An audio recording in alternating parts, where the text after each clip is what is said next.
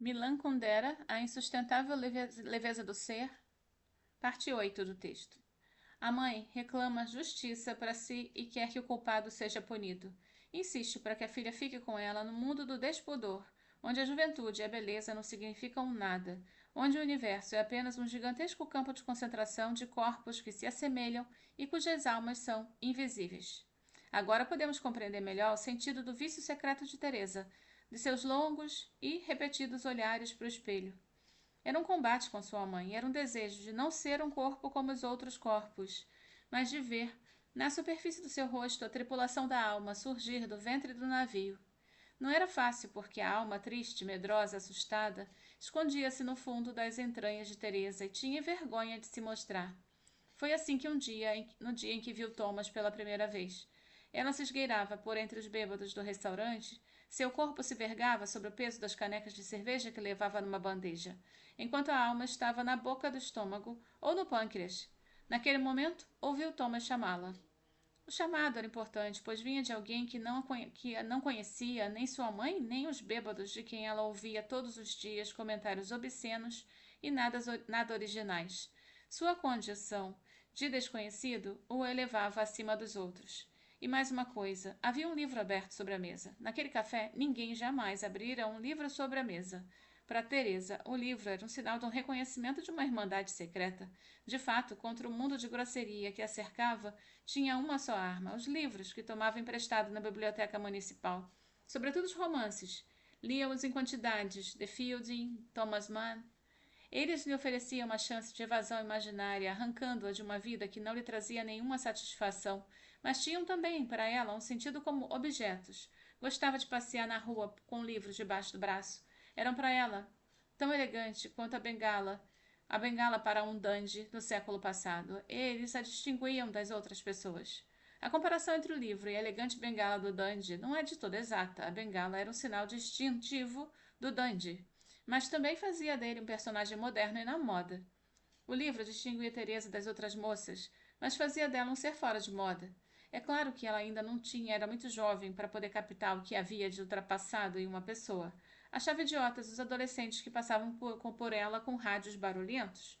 Não percebia que eram modernos. Portanto, o homem que acabava de chamá-la era ao mesmo tempo desconhecido e membro de uma irmandade secreta.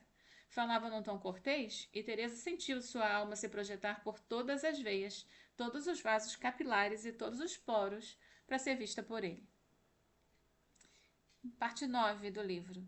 Durante a viagem de volta de Zurique a Praga, Thomas se sentiu mal diante da ideia de que seu encontro com Teresa tivesse sido o resultado de 6 acasos improváveis. Mas, muito pelo contrário, será que um acontecimento não se torna mais importante e carregado de significação se depende de um número maior de acasos? Só o acaso pode nos parecer uma mensagem. Aquilo que acontece por necessidade, aquilo que é esperado e se repete cotidianamente, é coisa muda apenas. Somente o acaso tem voz? Tenta-se ler no acaso, como as ciganas leem o futuro de uma xícara de desenhos deixados pela borra do café. A presença de Thomas no restaurante foi para Teresa a manifestação do acaso absoluto. Estava sozinho, uma mesa diante de um livro aberto. Levantou os olhos para ela e sorriu. Um conhaque! Naquele momento, o rádio tocava uma música. Teresa foi buscar o conhaque no balcão e girou o botão do vermelho do aparelho para aumentar o volume da música. Havia reconhecido Beethoven. Conhecia-o desde que o Quarteto de Praga tinha vindo se apresentar na sua cidadezinha. Teresa, como sabemos, ela pretendia elevar-se. Foi ao concerto. A sala estava vazia. Viu-se sozinha com o farmacêutico e sua esposa. Havia, portanto, um quarteto de músicos no palco e um trio de ouvintes na sala. Mas os músicos tiveram a gentileza de não cancelar o concerto e de tocar só para eles, durante uma noite inteira, os 3 últimos quartetos de Beethoven. Em seguida, o farmacêutico convidou os músicos para jantar e chamou a ouvinte desconhecida para se juntar a eles. Daquele dia em diante, Beethoven se tornou para ela a imagem do mundo do outro lado, a imagem do mundo a que aspirava.